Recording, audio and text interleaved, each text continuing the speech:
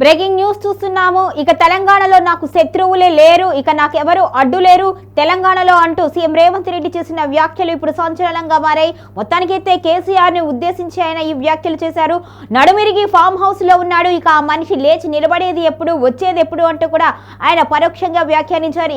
ఇక మీదట బీఆర్ఎస్ ప్రజాక్షేత్రంలోకి రాదు అంటూ కూడా ఆయన పరోక్షంగా ఈ వ్యాఖ్యలు చేశారు అని బీఆర్ఎస్ నాయకులు అయితే మండిపడుతున్నారు. మొత్తానికైతే తెలంగాణలో తనకు తిరుగులేదు అని, తాను ఎవరినైతే శత్రువుగా భావిస్తున్నానో ఆ శత్రువు ఇక మళ్ళీ ప్రజాక్షేత్రంలోకి రాడు, ఒకవేళ వచ్చినప్పుడు చూద్దాము, అప్పుడు శత్రువుగా గుర్తిస్తాను అంటూ కూడా సీఎం రేవంత్ రెడ్డి సంచలన వ్యాఖ్యలు చేశారు. మొత్తానికైతే ఈ వ్యాఖ్యలు రాజకీయ దుమారాన్ని రేపుతున్నాయి.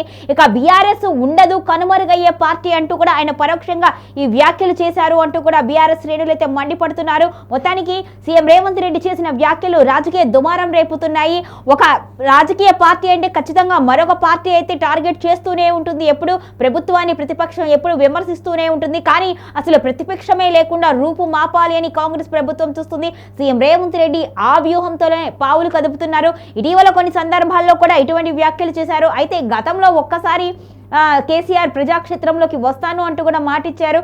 కానీ ఇప్పటి వరకు కూడా దాదాపు నెల రోజులు గడిచిపోయినా ఇంకా కేసీఆర్ ప్రజాక్షేత్రంలోకి రాకపోవడంతో ఆయన సవాల్ విసిరినట్టుగా ఇటువంటి వ్యాఖ్యలు చేశారు. మొత్తానికైతే తెలంగాణలో నాకు తిరుగులేదు, ఇక నాకు శత్రువు అనేవాడే లేడు, శత్రువు రూపు మాపిపోయింది, మొత్తానికి ఆయన ఫామ్ హౌస్లోనే ఉండిపోయాడు, ఇక ఆయన లేచి నిలబడి ఫామ్ హౌస్ నుంచి వచ్చినప్పుడు కదా చూసుకుంటాను అంటూ కూడా సీఎం రేవంత్ రెడ్డి ధీమా వ్యక్తం చేశారు. ఇక ఈ వ్యాఖ్యల తర్వాత బీఆర్ఎస్ ఎలా స్పందిస్తుంది, మరి కేసీఆర్ ఏం చేయబోతున్నారు అనేది ఆసక్తికరంగా మారింది.